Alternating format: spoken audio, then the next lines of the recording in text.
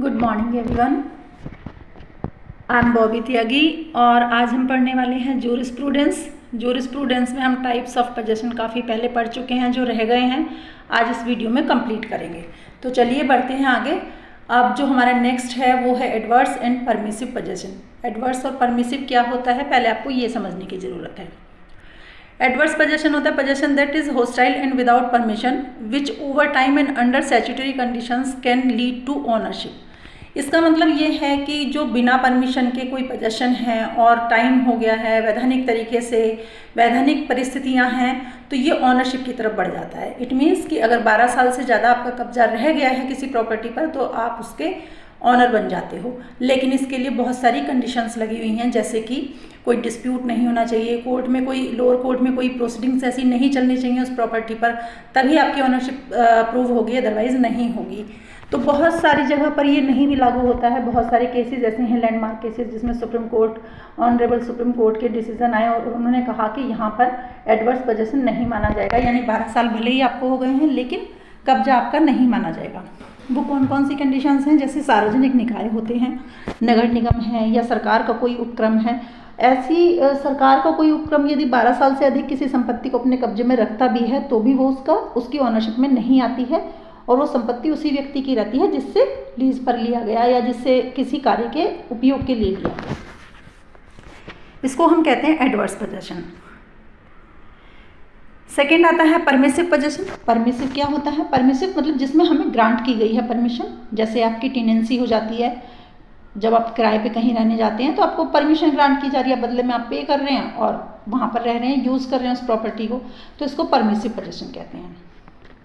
उसके नेक्स्ट आ जाता है सोल और जॉइंट। सोल और जॉइंट क्या होता है? सोल मतलब अकेले, इंडिविजुअली, एक्सक्लूसिवली पोजेशन आपका है तो आप अकेले उस संपत्ति पर काबिज हैं, इसे हम सोल पोजेशन कहेंगे। जॉइंट जब एक से ज़्यादा, दो हैं या दो से ज़्यादा हैं, शेयर कर रहे हैं किसी कब्जे को, शेयर कर रहे हैं किसी पोजेशन को, तो वो जॉइंट कहा जाएगा। जैसे कि दो भाई मिलकर किसी प्रॉपर्टी को लेते हैं, दो भाई मिलकर आपने किराए पर कोई फ्लैट लिया है, दो दोस्तों ने मिलकर कोई लिया है, तो ये जॉइंट पोजेशन कहा जाएगा।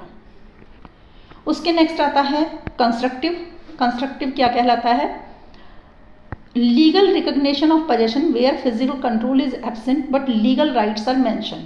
इट मीन्स कि ऐसा पोजेशन जहाँ पर फिजिकल कंट्रोल तो नहीं है, वो तो अनुपस्थित है, लेकिन आपके वैधानिक कानूनी अधिकार माने गए हैं। इसका मैं बहुत अच्छा एग्जांपल आपको देती हूँ। जैसे कि हमारा जो अंसेस्ट्रल प्रॉपर्टी होती है, पैतृक संपत्ति होती है, उसमें पहले बेटियों को राइट नहीं थे, लड़कियों के राइट नहीं थे, लेकिन अमेंडमेंट हुए लॉज में और बेटियों को, लड़कियों को वो राइट मिल गए हैं।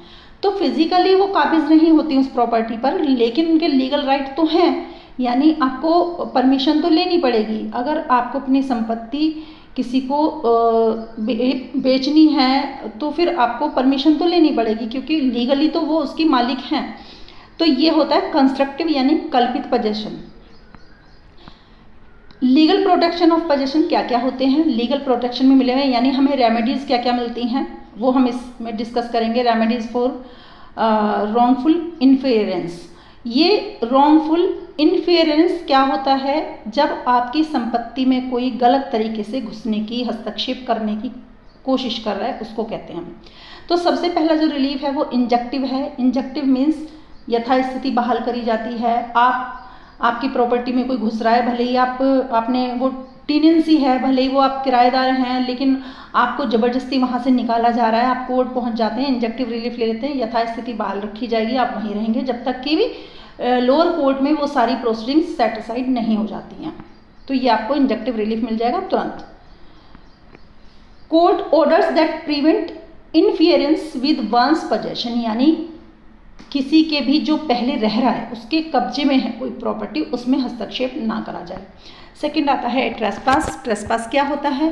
ट्रेसपास होता है अतिचार, हिंदी में हम इसको कहते हैं। जब आप किसी की प्रॉपर्टी में अनाधिकृत तरीके से, अनऑथराइज तरीके से घुसने की कोशिश करते हैं, प्रवेश करते हैं, तो इसको ट्रेसपास कहा जाता है।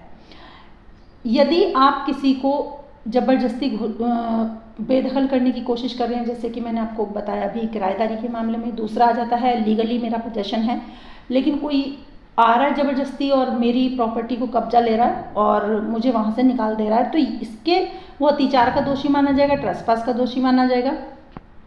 और यहाँ पर मुझे अगर वो काबिज भी हो गया है मुझे निकाल कर, तो मुझे इजेक्टमेंट का ऑर्डर मिल जाएगा, यानी इजेक्टमेंट और रिकवरी ऑफ पोजेशन। मेरा पहले पोजेशन था, कोर्ट से मुझे इजेक्टमेंट ऑर्डर मिल जाता है, यानी मैं उसको बेदखल करके अपनी संपत्ति पर पुनः काबिज हो सकती हूँ।